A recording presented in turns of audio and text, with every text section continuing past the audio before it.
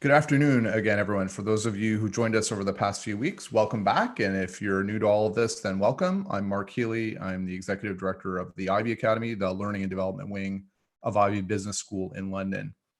I'm here live on location in my home office. I've had a few folks ask me if this is a file room or what's in the baskets. Anyway, that, my friends, is another story for another day. Also requires a premium subscription.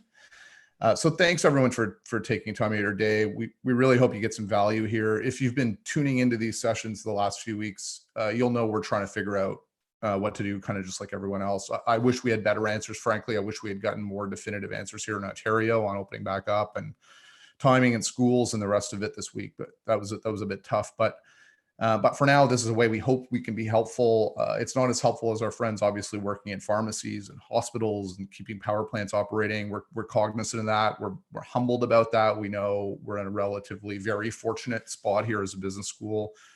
We really tip our hats to everyone who's wearing a mask and gloves and is out there working hard for the rest of us. Speaking of operating in these weird times, once upon a blue moon, I was a chemical engineer. I worked tire plants and pulp mills. And so I'm really psyched about today's session. We're going to get into the weeds of what it means to operate and implement right now. We haven't done a lot of that the last few weeks, but that's where we're going today. We're going to do that in 3 sections: taking ownership, implementing your plan, and going on the offensive. Dave's going to talk a bit more about that in a minute. But for now, let's meet our guests today. We have another all-star panel set to roll here. So Devi Rajani is here with us. Devi is the senior managing director at FTI Consulting in Toronto. FTI is an independent global business advisory firm dedicated to helping organizations manage change, mitigate risk, and resolve disputes. That's financial, legal, operational, political, regulatory, reputational, transactional. Individually, each practice leader is a leader in its specific field and staffed with experts and recognized for their depth of knowledge, track record of making an impact. You can imagine Devi's very busy these days. And Brian Boulanger is with us as well. Brian is president and director at ARC Financial in Calgary. So a bit like that old TV commercial. He liked the product so much he bought the company.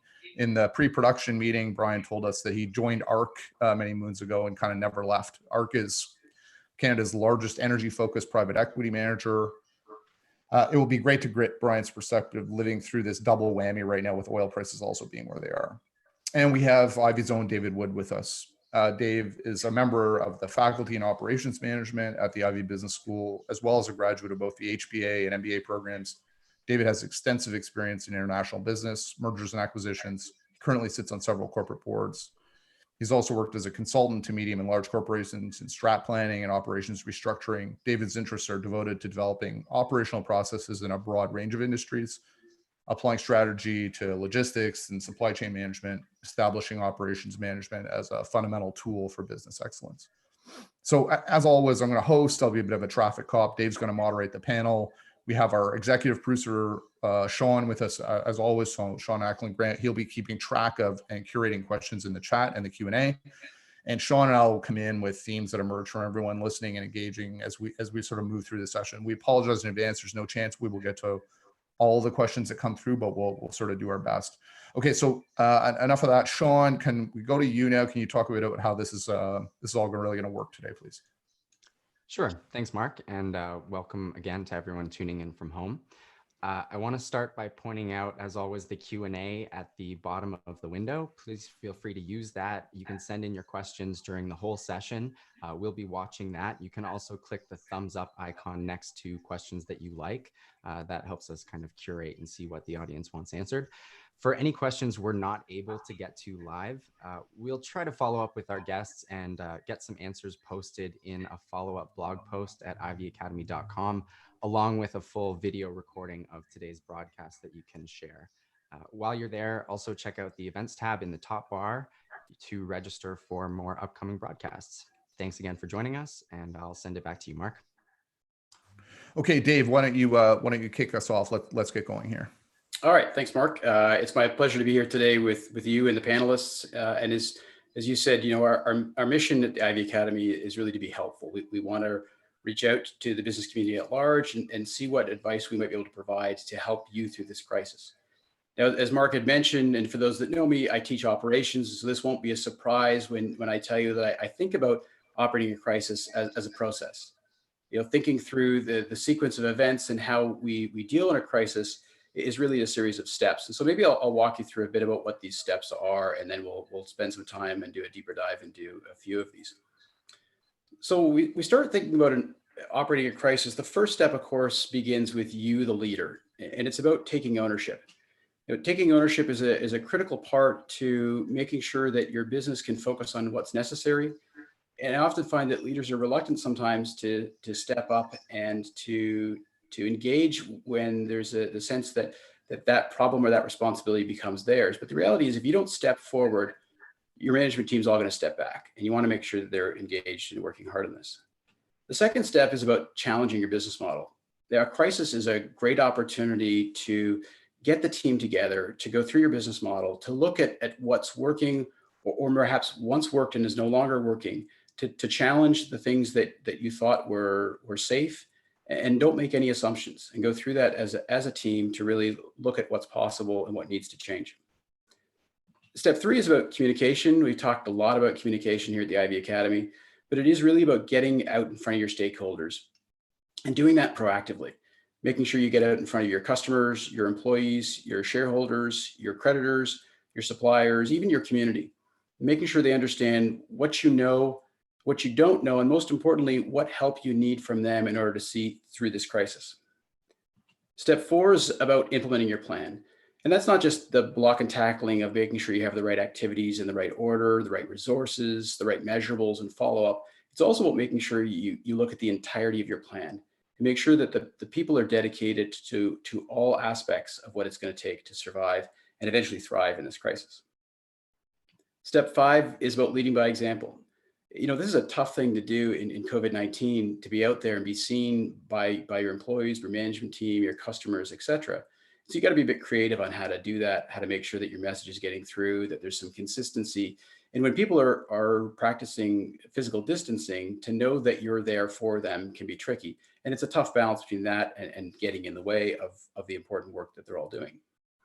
And finally, the step that I think a lot of people forget is that in a crisis is a great opportunity to look at going on the offensive. We tend to focus so much on the defensive side of things. We don't think about the opportunities that exist to look at adjacency markets, growing your market share, really setting yourself up, if not to grow, at least setting yourself up for the capacity to grow when things do recover. Now, before we go too much further, I actually want to take a step back to something that my colleague Tony Frost did at the beginning of April, when we were just first starting to understand the gravity of COVID-19 and the impact it's going to have. And he walked through a simple model. I'll go through it once again for those who might be new to this live stream event. But this business resiliency matrix that he developed looks at comparing two different things. First, your financial resilience. Effectively, how strong is your balance sheet? Do you have access to capital? Do you have access to credit? If you got the cash and the capital resources needed to survive through this. And the second is the business model resilience. Is your business model one that can continue to operate, although maybe under a difficult situation, but you're still able to generate revenues, generate income, and responsibly manage the cost side of your business? Now, I'll go through an example that Tony gave because I think it helps illustrate this. If you look at the music industry, you'll recognize quickly that not all businesses are equally positioned to manage through this crisis. If we start in the lower left quadrant, or we'll call that quadrant 1, we can see that there are businesses that are struggling. They don't have the capital reserves, they don't have the financing, and they certainly can't generate the revenue right now to pay the bills. Symphony orchestra is a good example of this, especially those smaller based community orchestras that don't have endowments or any capital to access. If we go to quadrant number 2, which is the Spotify example, here you've got a business that has still an at-risk balance sheet. They've got a lot of debt, but they're able to sell their product. They're able to generate revenues. In fact, they could even be able to grow revenues in this difficult time and generate some positive cash flow. We go to quadrant 3, which is the Coachella example. I think most of us are familiar with Coachella, the world's largest live music festival. It was canceled early on in this COVID-19 crisis and is unable to generate revenues, but it's got the backing of AEG presentations and a lot of financial support there to ensure that it will survive and it'll be back again next year. And then finally, quadrant 4, the place we'd all like to be with Apple Music. Apple's got a strong balance sheet. They're able to generate strong revenues. They're able to generate some profit in this situation, and maybe even able to grow as people are looking for an outlet and a release from all the stress as they're all staying at home and physically distancing. So what I thought we'd do, Sean, maybe is put up the poll that Tony ran early on about a month ago, and compare our results to this. And so I'll let Sean put up that poll here, but what we're really asking you to do is tell us, where do you think your business is positioned between these three quadrants? Are you in quadrant one, where your balance sheet is under some stress and you're unable to generate the revenues to keep the business going? Are you in quadrant two, where you've got still some stress on the balance sheet, limited access to capital and very little credit that you can go after, but you're still able to generate some revenues and some profitability? Quadrant three, of course, is we've got low business model resilience. We're not able to generate the revenues, but we've got a good financial footprint that allows us to weather this crisis. We've got cash, we've got capital, we've got access to credit. And then finally, quadrant four, where I think we'd all like to be, but I know many of us are not in that position. We've got lots of business model resilience, the potential to generate profitable revenues, maybe manage our costs responsibly, but we also have a strong balance sheet to ensure that we get through this. So as you're submitting that, we'll tabulate the results, and I'll maybe share with you what the results were from last time.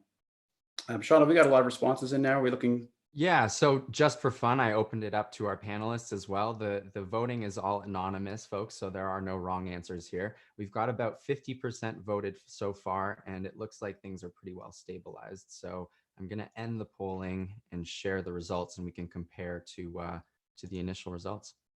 Okay, fantastic. So here, I'll just move forward with the results from last time. So last time we had 8% in quadrant one, which was encouraging. We didn't have a lot of people down in that quadrant. Looks like we've got 13 now in quadrant one.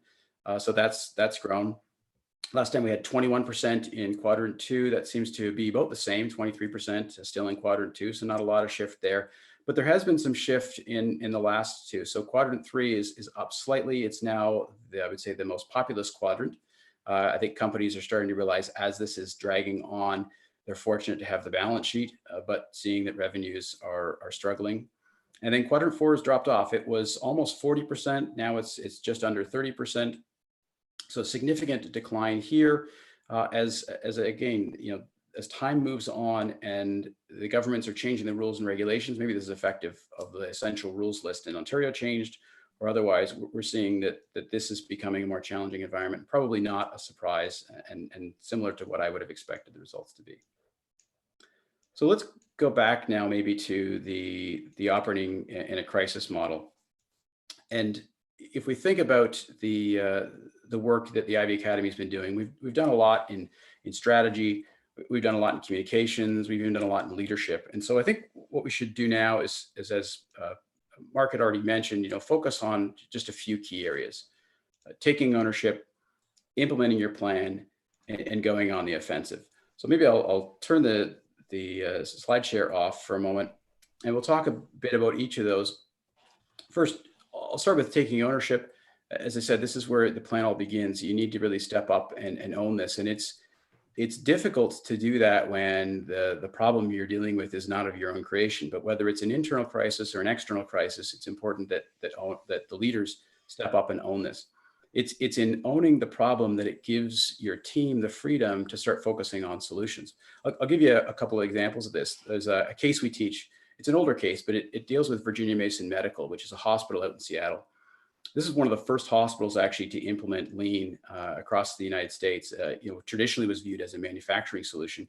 They implemented it in a healthcare setting with some success.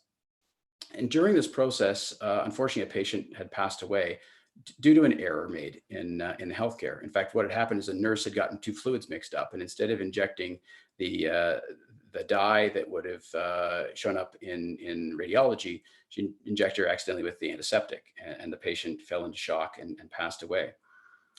What's interesting, though, is the CEO of Virginia Mason Medical immediately stepped up and said that this was a failure of the system. This wasn't the mistake of a nurse. It was a failure in the system by not putting in place the right procedures, the right policies to make sure that these mistakes didn't happen. And in doing that, immediately people stopped looking for who made the mistake, who's to blame, and realize that if the CEO takes responsibility and the CEO is the one to blame, then that all of a sudden gives us the freedom to start thinking about solutions to this problem rather than where the mistake is. Another example, and I'll come back to this later, is Brian Cornell took over Target back in 2014. And one of the first things that he did is he decided to close Canada. And that was a sad day for many Canadian shoppers to see Target shut down. But in 2015, January 2015, he closed Target Canada. Now, that business had been struggling for a while. There had been 3 leadership changes, all trying to fix the business. And he said, we're going to shut it down. He didn't shut it down necessarily because Target Canada was in trouble, although it was. He shut it down because he needed the management team to refocus on the real issue, which was the lack of an online presence. The credit card security scandal had cost Target dearly when it came to online sales, and they'd fallen behind Amazon and Walmart, and he needed the firm to refocus. And the way to do that was to shed the excuses, which was, we're so focused on Target Canada, we can't focus on our core business, and get back to the basics. So there are just a couple of examples. Mark, maybe I'll turn it back to you for some questions from the audience. Yeah, a couple have come in here already. One of them around the idea of taking ownership. Does that have to come from the CEO? Does there have to be a public appearance by the CEO? And how important is it for the kind of the board to be visible? So if you want to address that directly, great. Or if you want to use that as sort of a jump off point and a theme to get into it with our panelists, that's good too. Yeah, we've got some great panelists. So why don't I pass it on to our panelists? I don't know, Brian, if you want to start. I mean, your business, the largest private equity firm in Canada, focused on the oil and gas sector. And certainly we all know oil and gas is facing some challenges, probably only equal to the food services industry these days. So maybe I'll ask you to talk about kind of what's it like to take ownership and how you manage that. Sure. Hello, everyone. Thanks for involving me in the conversation today. I'm excited to be involved. The oil and gas business was a little bit unique maybe than other sectors, not necessarily alone, but unique in that it wasn't a slow creep when it came to COVID, because right at the same time COVID was emerging, the oil and gas business was under attack from the Saudis and the Russians in terms of flooding the market with their barrels. And so the impact on the energy sector was quick, fast, and dramatic. And being, interestingly enough, being from Calgary, we had the advantage of putting our business continuity to plan work several years ago during the floods in 2013. So working remotely was something Calgary had done before in the not too long distance future. And then the other thing the energy business had in its favor was many of us had hedge books. Some of us had low debt levels, and those allowed for shock absorbers. But the crisis is real, and as I've said to many others before, we're facing the virus, we're fighting the Saudis, we're fighting the Russians. It sounds like a plot for a James Bond movie. Having said that, and our most important stakeholders are investors, and what we did as an organization is respond right away to show them that we were taking ownership. And what we did, for example, is we immediately, within a week, reran all of our private company valuations, which is unusual. Private equity firms might do that once a year. We do it once a quarter, but we just did it on Friday after it all it really fell upon us. And then we went to them to communicate the reality of where the portfolio was at that week. And at the same time, I think it showed transparency. It showed that we were taking it very seriously. We were able to garner their support for offense and defense, which I know you want to talk about later. And we really tried to over communicate. We went from quarterly conversations to conversations every 2 weeks. That's great. I think it's an interesting question. Does the ownership need to start at the top? And I guess it relates somewhat to where the problem resides. If the problem is organizational wide, and if it's going to take the resources of the entire organization, as Brian mentioned, you do need that leadership at the top. You need someone that can pull together all of the people, including your investors, including your operating units, the creditors. You need that. Now, some crises are more localized, and if a crisis is local to a business unit, certainly it's more than reasonable to expect that business unit leader to step up, that divisional leader to step up. But as soon as that crisis needs the attention of everyone, the leader, the CEO, he or she have really got to take the lead and engage. And maybe that's it. I think that's right. I was just going to add. I mean, I think the CEO or leader definitely has to step up, and then they have to look for the people in their organization that are comfortable in crisis. You'll find that there are people that thrive in a crisis and they want to lead. Others that are maybe a good leader at different time, freeze. And so identifying the right leaders in the moment is important, and putting them in a position to lead and shine is also important.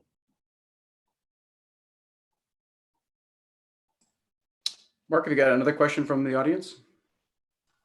Yeah, there's one that's just come in here too. What does post-crisis operations look like? Collaboration, automation, et cetera. I think maybe we save that one for a little bit later, because we're still trying to make sense of kind of what we're doing now. I wondered if we could go to Devi for a bit of a reaction to what some of the portfolio companies that you're looking at are doing in terms of response.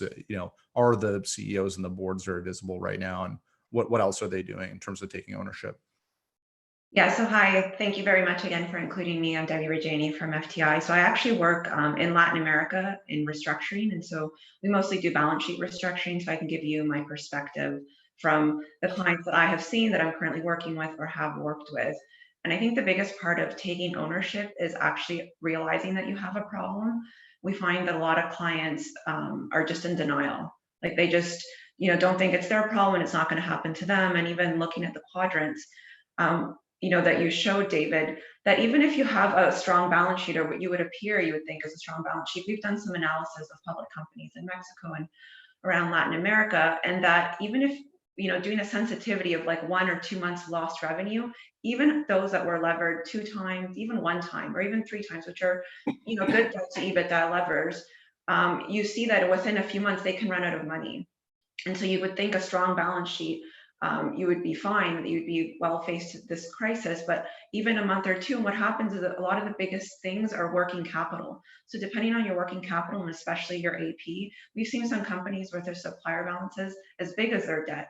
So even they may not have a lot of debt amortizations this year, you change your AP by a few days, and you aren't able to defer your payables. That can be a huge source of your cash outflow and cause some liquidity constraints. So I think for us, what we see is taking ownership is first recognizing there's a problem, because I think a lot of times companies want to avoid it and think, oh, it won't apply to us, or it won't happen to us, or be sort of more optimistic. We're sort of in the business that we're a bit more pessimistic and try to be realistic with the facts that are there. So I think understanding what you actually have and what the impacts could be, so even if you do sensitivities and know the potential scenarios that you have, are really important as part of actually taking ownership. Yeah, and that's a great point. Companies that are thinking of themselves as immune to this is really dangerous, right? In fact, you get into that second step of challenging your business model. And I was working with a company recently, and they were going through the same things you were just mentioning, Devi. And they looked at their business model. It was really sound. They had a good source of revenue, a good source of income coming in, strong balance sheet. It wasn't until, in fact, they started doing sensitivity testing, and the sensitivity testing came to not just their business, but the entire value chain. And where they realized they were in trouble wasn't them, it was their customers. Their customers had some challenges with government restrictions starting to change the way they operated. And their customers were now having to either shut down or manage their businesses differently. And as a result, we're all of a sudden asking for extended terms.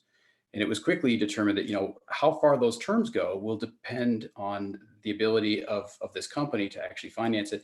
And that actually ended up being their greatest source of risk. And so quickly they were able to work with their creditors, work with their customers, and come up with solutions that met everyone's needs. But it started with, to your point, taking ownership, and don't just assume that this doesn't affect me. Even if it doesn't affect your business directly, indirectly, there's incredible consequences. One theme that I might add to what we're talking about here is the more quickly, to the extent you have various divisions or various assets, the more quickly you can figure out which ones are, like our approach was to very quickly say which of these assets are A assets, B assets, and C assets. And then what strategy you can play with each of the assets. You can go on the offense with the A's, defense, reorganize the B's, and then, quite frankly, play bankline strategy with the C's. Yeah, that's actually, it's interesting. We're going to talk about this under implementing your plan, but maybe we'll kind of move ahead a little bit and talk about that, Brian, because a big part of implementing your plan, there's kind of 2 parts to it. There's the operational part of what are the activities that you need to do? How do we dedicate the resources to them to get them done?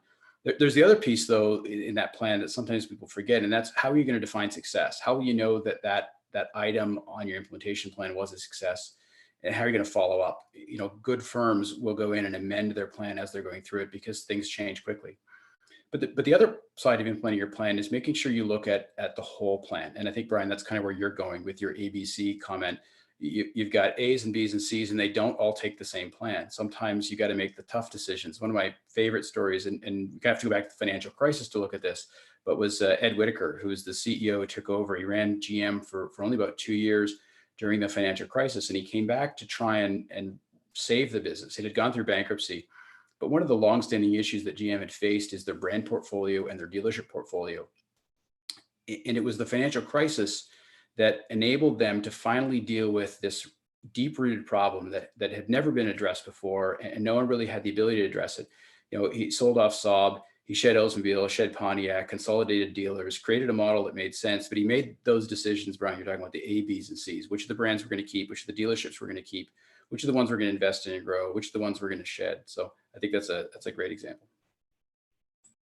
And I think I've seen it also in terms of Latin American companies, and that a lot of the times when they get into debt restructurings or have financial troubles is because they've overextended themselves and they haven't focused on their core competency. So there's been a lot of problems with construction companies in Mexico and Brazil, and we saw two of them that they had extended beyond their national geography. So, you know, there was a Brazilian construction company, was one of the largest in Brazil, had gone to Angola and, you know, other places in Latin America to expand.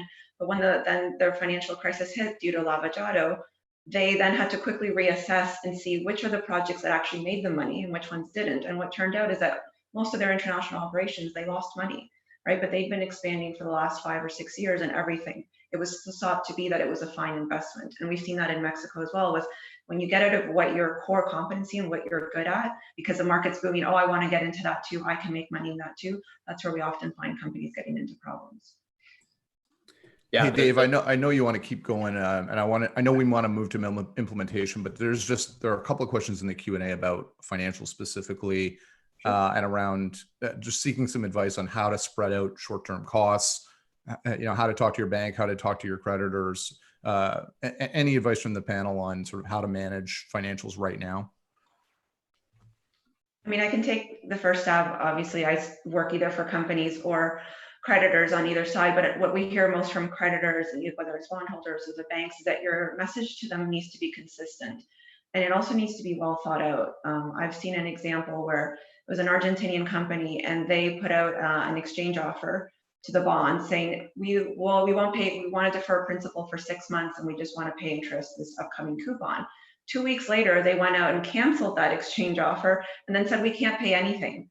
And so the bonds were like, well, what changed in 2 weeks that all of a sudden you could pay interest and no, now you're saying you can't, right? And so what that illustrates is that they didn't actually look forward at their business plan, what was happening this year, and they only realized 2 weeks later that they didn't actually have the cash. So you need to be really careful when you go to particularly lenders, your creditors, that you have a consistent message, but you've looked beyond the next 2 weeks or month, that you've kind of looked at least at the next year, so that you know where your pressure points are and what you need to ask for, so that you don't change your messaging or your ask too often, because that erodes your credibility.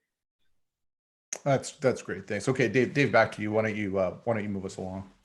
Yeah, happy to do that. So we started talking about implementing your plan, and I think all this starts to come together in the implementation stage. And how do you pull these pieces together? How do you actually make sure that this is happening? Another part I wanted to pick up on a little bit in implementing your plan is that there's not just assets you got to think about that are not productive, in the sense that you need to shed them, shut them down, wind them up, liquidate them, whatever it is. And Devi gave an example in Mexico, and Brian's talked kind of a bit about sort of some of his assets.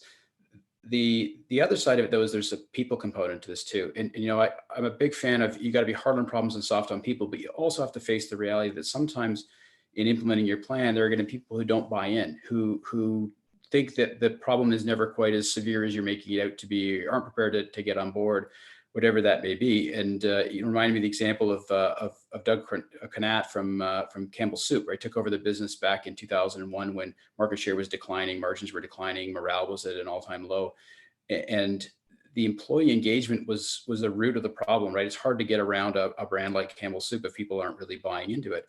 He made the tough decision that said, you know, we've got to change management. He got rid of 300 out of 350 of the top leaders in the firm because it was time to move on, and the people weren't ready to buy into his vision. And so that can be tough. So I don't know, Brian, I mean, I know these are challenging times. You went through this with your assets. Maybe we'll kind of go back to the ABC and assets. How did you kind of think through some of those challenges? Well, it's tougher than normal because the macro has never been so uncertain. And, most organizations are one where you try to make decisions on a consensual basis. And when the macro models don't really work anymore because the range of outcomes is so wide, consensus may not always be possible. So you have to, I think you have to be very upfront with everyone and just say, this is a reality. We may not all agree, but we do need to move forward. We need to make decisions, and that will be uncomfortable. But despite that, you have to remind people that making even small decisions will make it easier to move forward because it's a decision, it's behind you, and you may not get it right because it is unclear, but you make it and then you move on. And the other thing I'll maybe just say that you talked about is just employee engagement and seeing where employees are at. A bit of a different way you talked about it. But one thing I did want to mention on this call is I still think it's a great time to do employee engagement surveys. We recently did one. It was a pulse survey where we went out and asked all of our people associated with us for 14 questions. It took 4 minutes. We wanted to understand how they were doing from the safety perspective, how they were viewing their direct leaderships and reports, or sort of how they were viewing their direct boss in a sense, or leader, how they were feeling about communication in this virtual world, and then are they feeling supported and do they have the resources at home? It took people 4 minutes to fill in. We got great responses. We were able to make a couple of quick pivots, and it's easy, it's quick, and I think it's very helpful for the leaders. Yep. In terms of implementing your plan, Devi, you see this quite a bit in the businesses you work with. Often it started out with a lack of ownership or lack of engagement and ownership from the CEO because they've neglected to take the early action. Now they're in real trouble. What is some lessons you've learned from implementing the plan from the financial restructuring side? Yeah, I mean, it's interesting that when you talked about employees, I think 2 years ago helped restructure the country of Barbados. And so there you actually saw, we represented the banks, and the country had its own advisor, but what we saw there is that the prime minister there, she had to build a plan because the whole country needed to be restructured in terms of their costs and some of their processes. And she actually had like town hall meetings that she held so that she could get buy-in from the constituency, right? From the people of Barbados, so that they actually bought into the plan, because obviously there would be some sort of austerity measures and whatnot that it's going to affect the people. So she recognized that it was important to get this buy-in, whether it's employees or the people, your constituents, right? So we've seen that, and I think that helps you then be able to implement your plan when you have actually people that have bought into it or feel like they've participated into the formulation of that plan. Yeah, for sure. I think that this is a great opportunity actually to engage your people in that plan and thinking about that plan. And I go back to kind of comment you made earlier, Devi, about your credibility with the bank, with creditors. This is where you want to make sure that you have looked at everything in your plan. You don't want to just take action that's going to get you through the next 2 months. You want to take action that's going to get you through the whole journey and set you up for success and set you up for growth, which is hopefully we'll get there at some point. But the original, if you remember correctly, the original restructuring plan that GM and Chrysler put together and pitched to the Canadian and US government was quickly tossed out because it was superficial. They didn't engage with all their leadership. They didn't engage with their customer base and supply base and really think about what are the changes that need to be made. And in fact, I was doing some work for the leader of the opposition and the opposition party at that time and helping advise them on this plan. And it didn't really deal with the root cause. And so when you implement that, and you get it, you've got to make sure it's a holistic plan. It covers everything. And then when you go to your bank and say, here's our plan, we've thought of every aspect of our business model, reviewed every component to it. We've looked at all of our assets. We've identified which are the winners and the losers. We've made the tough calls when it comes to people. We've got a plan, and here's how we're going to measure it. Here's what success looks like. And we get to, the ask, which is usually we're going to need an extension. We're going to need relief from some covenants. We might need an additional line, whatever it may be.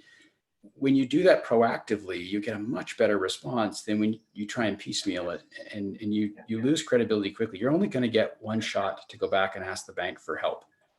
Because one of the things is, some people might be tempted to go ask the bank for money without doing that whole holistic analysis. But the bank may have the question, well, is this enough? Is this actually going to get you through it? It may get you through the next 2 months or 3 months, but what about 6 months from now, right? So the banks from their side, do they want to put an extra $200 when maybe the problem's $500? So you actually it's tough at these times because it's hard to forecast and project, but you've got to do with the facts that you have, and make sure that you come up with an ask that then sounds right, so that you're not coming back 2 months later saying, oh, I need more, because then again, that goes towards your credibility. Yep. And I think that's also important what you were saying in terms of involving all stakeholders. Lenders will want to see that they're not the only ones being asked to sacrifice something. They want to see that you've looked at everybody else and all the other stakeholders have also contributed to the plan, so that they don't feel that they're the ones solving the problem for you. Yep. Yeah, and that's right. And you go back to the earlier question on ways to generate cash. I mean, obviously, you've got to look to your suppliers as a solution, right? How can you extend payables? I am a big advocate for going and communicating with your suppliers. I don't like the heavy-handed approach I've seen companies do before, where they just stop paying bills or extend terms. There's no dialogue. I think when you signed that contract, you made a commitment to pay on time. If you're going to change that, you need to have a discussion. But you got to look there. You've got to look at what assets you can liquidate or sell off. You've got to look at other sources of cash and revenue, whether it be licensing agreements, whether it be looking at other ways through services agreements or other things. There's lots of ways to look at the cash side of the business. And one of the things I encourage companies to think about is, I used to call it the bottom of your drawer plan. It was kind of one of those plans you develop for what happens if the world all falls apart. And you only look at it once a year, and then you stick it in the bottom of your drawer. And hopefully that's where it stays. But in times like this, if you've got that, you pull it out. Now, chances are it's probably out of date and it's wrong, but you've got a starting point. And it looked at all these things. Where can I get cash from? Where can I liquidate assets? Where can I cut costs? What can you do? And then, your people are a big part of this too. If you've got to make the unfortunate decision to lay people off or furlough some people, it's similar to what Devi said. You've looked at all options, and you're not just running to them as the first source of relief or the bank as the first source of relief. You've got a holistic plan. Hey, Dave, one of the things that strikes me through this, a bit of it is, the business we're in, when we're trying to figure out how to pivot, and some of the advice that, we're giving out there, or some of the perspectives we're giving out there, agile is better than waterfall right now, right? Experiment, move quickly, pivot, fail fast, all of those sort of $10 buzzwords. And then we have some of the perspective that we're getting here in the last 15, 20 minutes, which is, well, wait a sec, be a bit careful with that, because you don't always get the second or the third chance, depending on who we're talking about here or who we're talking to. And just so if there are folks out there that are tuned in thinking, how do I balance this, agile, fail quickly, experiment approach with, wait a sec, I have a pretty good plan and have it pretty well explained. I don't know if anybody wants to weigh in on that.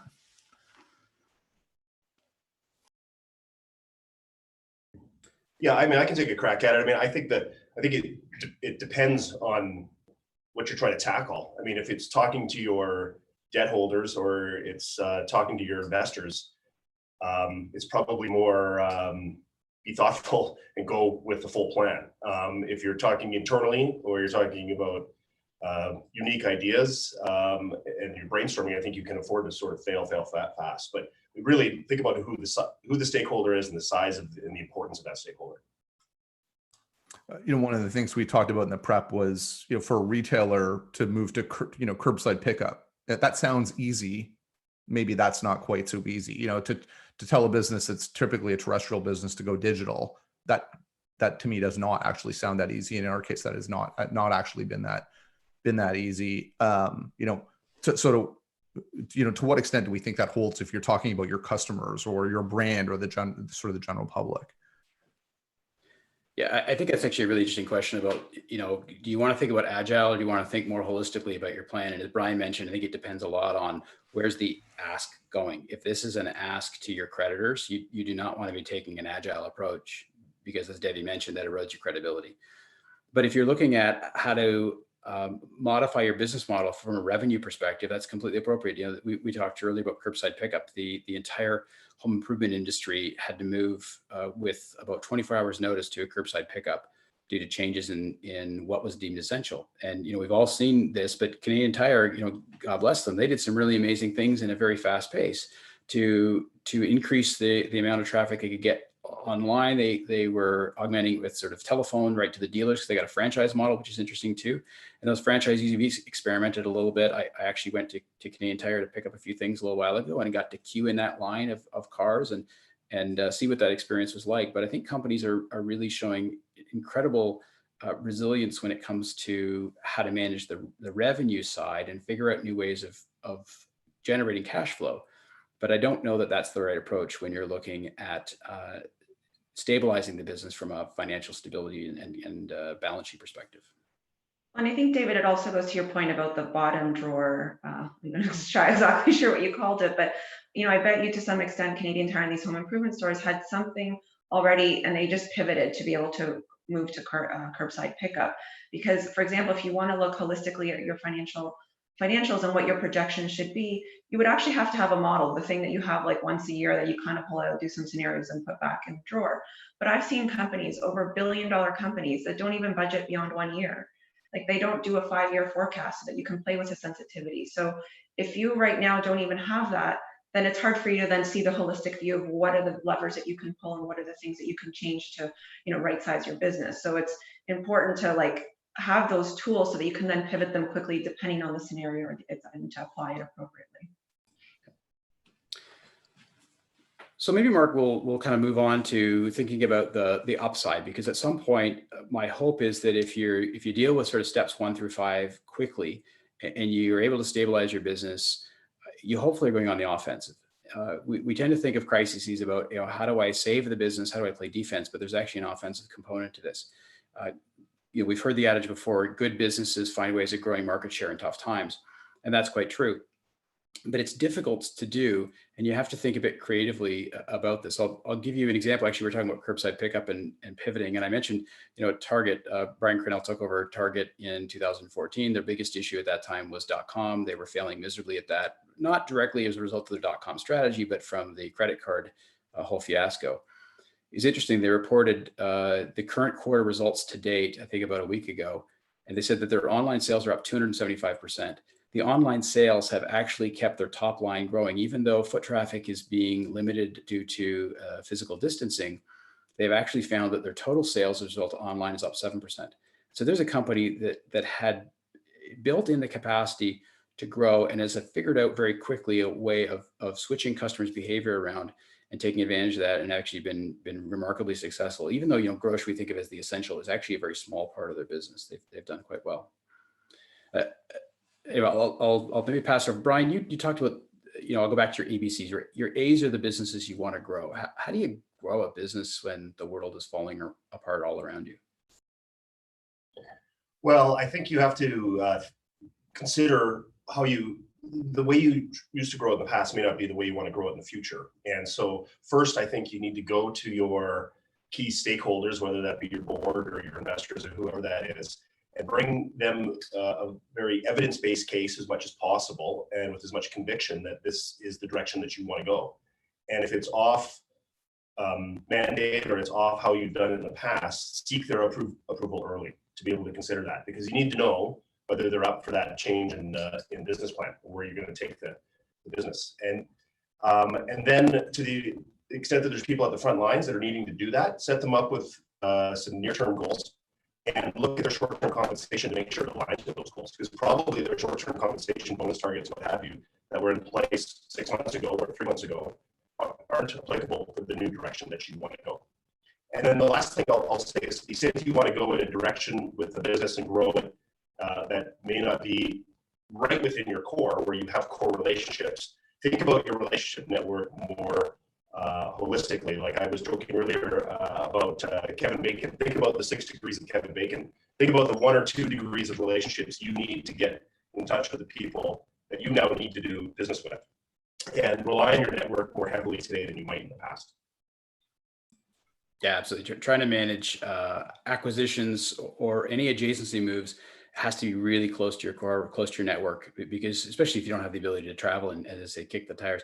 Devi, we were actually talking about due diligence and what's due diligence like right now in an environment where everyone's working at home, and how do you manage the opportunities for companies to buy perhaps some of the assets that have been distressed? Yeah, I mean, it's tough. I'm not going to lie that it's simple. Human interaction is very important in doing business, but what we've been basically doing is a lot of Zoom calls, team chats. So it's talking a lot more, and I actually find the face-to-face, the video actually helps build relationships. Even like I'm working with clients that I've never met because I'm unfortunately not able to leave the country to help them, but I think even seeing them, it builds part of it. It's not going to replace human interaction, but it's just about then being more organized. So we have structure set up every day with status calls and whatnot, and have timelines and implementation so that you can like see how you're tracking against. So it requires a bit more organization because it's not as efficient as when you're seeing it, doing it face to face.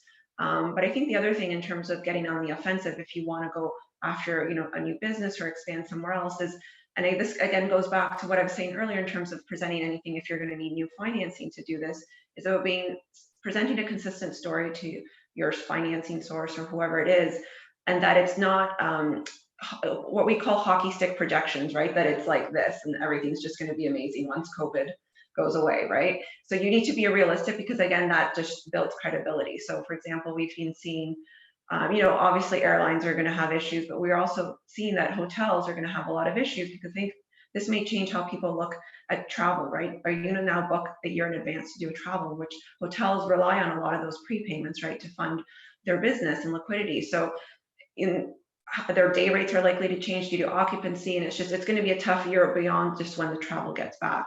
So I think you need to, not what you want to see, but what is realistic given the assumptions that you have, to be able to then get new financing or whatever to grow a business. Yeah, and I think in these tough times, growth has to be really strategic. I mean, we talk about this all the time, but it has to be really based on building out your core competencies. We talked earlier about companies that drift from their core competencies, and it leaves them incredibly vulnerable when we get to a crisis like COVID-19. And so therefore growth also has to be related to your core. They need to be strategic. So we often think about acquisitions or new products or new markets. Whatever form of growth it's taking has to have something in common with your current supply chain, your current product or process technologies, your current distribution, and also has to leverage the resources that you have available to you, whether it's the financial resources, human resources. You've got to actually pull all that together. Now, you can't possibly hit on all of those, but you want to make sure, whereas in good times you could take a chance and maybe only leverage your distribution, or perhaps only leverage your product or process technology, now you need to leverage 2 or 3 of those categories. Vertical integration is also a great way to grow in these times. People are looking for opportunities to keep their employees engaged. They're looking for opportunities to maybe manage their balance sheet differently. And so vertically integrating can actually be a very good way of growing the scope of your business and capturing more margin. A good example of that was Marvel Comics. Marvel went bankrupt in 1996. They were actually bought by a company called Toy Biz Inc. Now, those 2 companies had done business together. They'd been partners for a long time. In fact, some of the board members were actually common across the 2 companies. And in a crisis like that, they needed to move quickly, but they had the relationships. They knew the players. They knew the people involved, and they were able to get a hold of it. They focused immediately on how do we cut costs, but also how do we grow our revenue through greater licensing agreements and expansion of products. And of course, we know how that story ends. They sold the company for $6 billion to Disney, did very well. But that sort of strategy of picking up the assets where the opportunities come up, as long as it's close to your core, is much more successful than taking some chances in these tough times. Hey, Dave, on the weekend, I was talking to a colleague. He's in the services space, runs a relatively small shop. He is thinking ultra aggressive. So he is not thinking about an adjacency. He's thinking about acquisition in his core space. And he's thinking about reverse takeover, leverage buyout, like trying to swallow a shop that's 6 or 7 times. He doesn't have a target, by the way, just the idea of trying to swallow up a shop that's 5, 6, 7 times what he is. Because he thinks that the timing's right. He thinks that he can probably find a shop where the owners or the principals are kind of getting on and maybe don't have the stomach to see their way all the way through this with a much bigger payroll, et cetera. And I don't know, Brian or Devi, if it's probably too case specific, but is this a time for not just an offensive play, an ultra offensive play? I liked everything you said there. Like if you have a platform with liquidity and organizational bench strength to go take advantage of that, I think you should. I liked everything you said except for the leverage buyout part. But that's my own personal orientation. So to strap on a bunch of debt today to go do something ultra aggressive, it sounds risky to me. Yeah, I was going to say, I think it depends on your risk tolerance.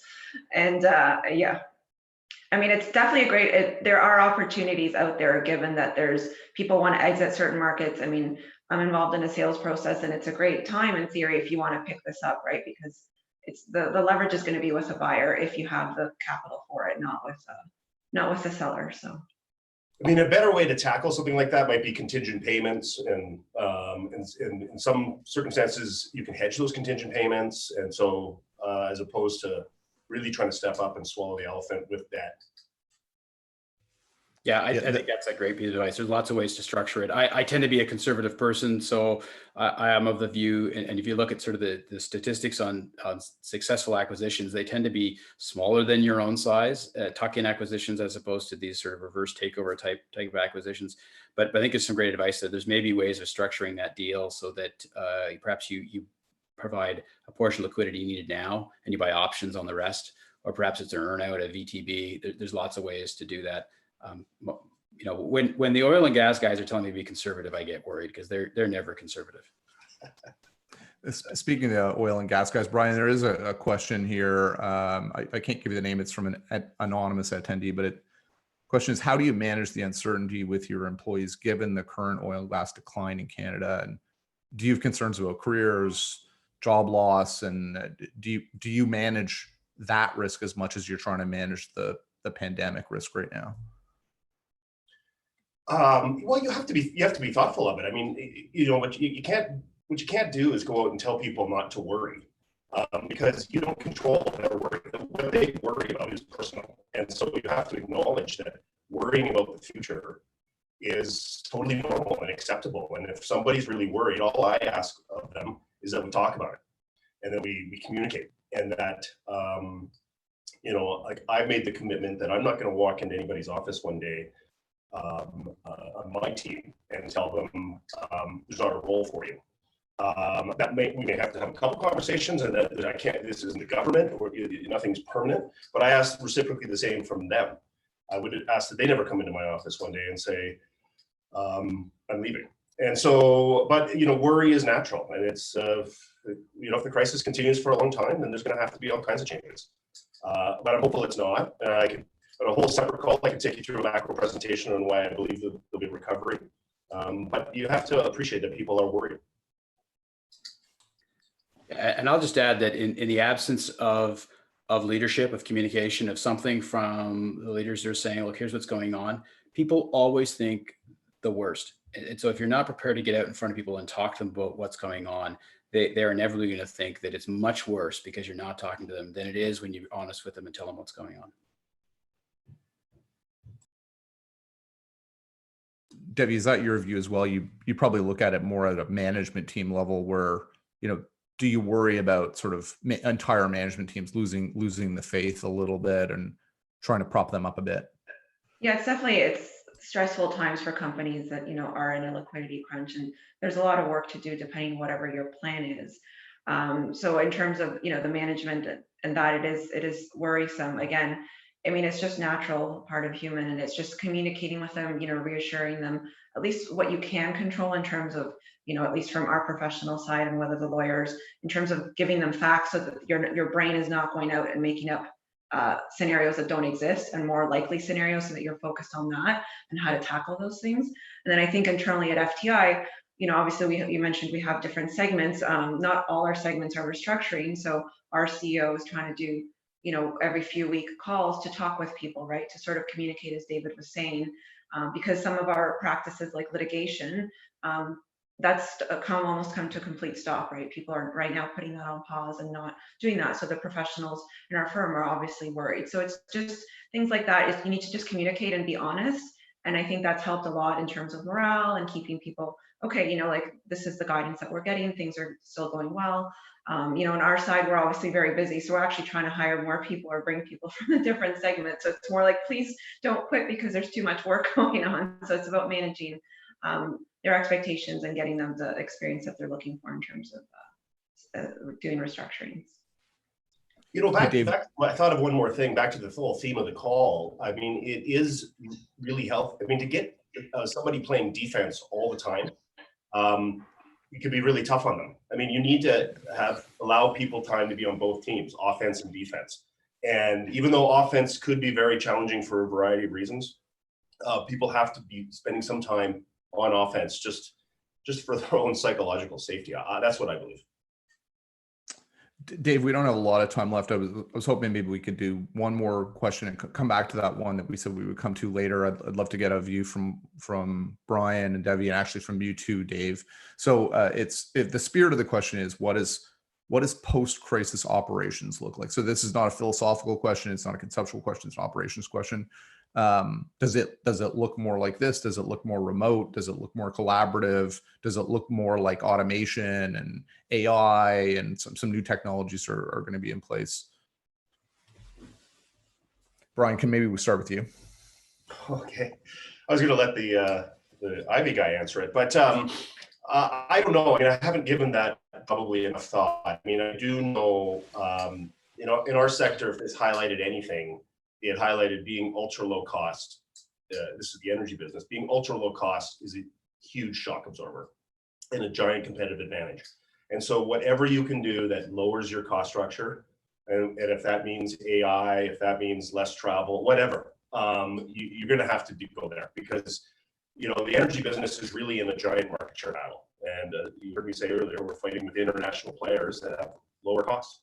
And so it's no different than two pizza shops competing with each other, trying to get to the low cost. Low cost wins. And so it's going to matter. And you pull whatever lever you can to be low cost.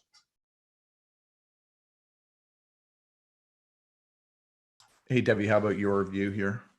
Yeah, I agree. I mean, I think low cost it's definitely what's in your control, right? It's the one thing that is in most of your control. Obviously, you can do stuff to lever your revenue, but I think that's the true focus in terms of moving forward. And whether automation, I think that'll take time or whatnot. But the travel, I think, and that goes back to sort of where we see, there's some talk about after 9/11, the airline industry took about 2 years to recover from demand. There's talk now amongst industry experts that it could take 5 years, because as Brian's saying, maybe now that we've learned to Zoom and video chat, maybe instead of going to visit your plant in Mexico every other month, maybe you'll go twice a year, right? So a lot of business will change, driving to Brian's point in terms of getting low cost, which will then affect other industries. So then that industry is going to have to relook at their cost base if travel is then going to come down, because it's going to change our behavior moving forward. We had a client tell us yesterday that they're considering, I think they've actually made the decision, a no global travel policy until a vaccine is widely available. Wow. And they're hanging it on COVID, but our suspicion is that's a cost play. Dave, maybe could we go to you for a final word? We've got a couple of minutes and then we'll wrap it up. Sure. I guess in terms of the future, first of all, I always find these questions interesting, because the reality is no matter what we say, we're likely wrong.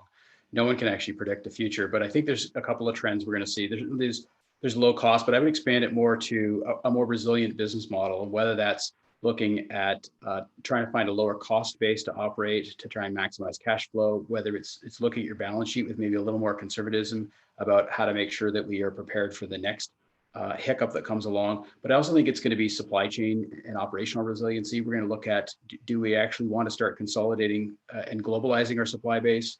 We're probably more thoughtful on local supply versus global supply, dual sourcing, multiple resource bases, whether they're service-based or product-based.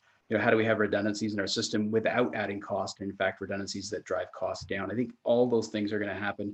The other thing I'll say is we're going to get past this. We're going to make the same mistakes. We're going to fall into a false sense of security, and we will forget that bottom drawer plan, the what happens when the world falls apart plan. And when we need it most, it won't be there. And so I encourage people that, not that I'm a pessimist, but encourage people to remember these lessons and don't be pessimistic, but be realistic and always have a plan B ready. Well, wise words, as they say in the Matrix. Time is always against us here. So we're gonna have to wrap it up. Sean, can you just do 30 seconds on where people can find this, where the recording is, how we're gonna do follow up?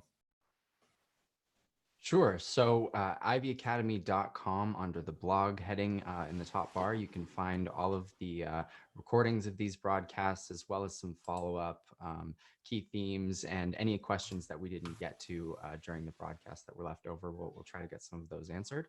And again, you can check out the events tab for future broadcasts.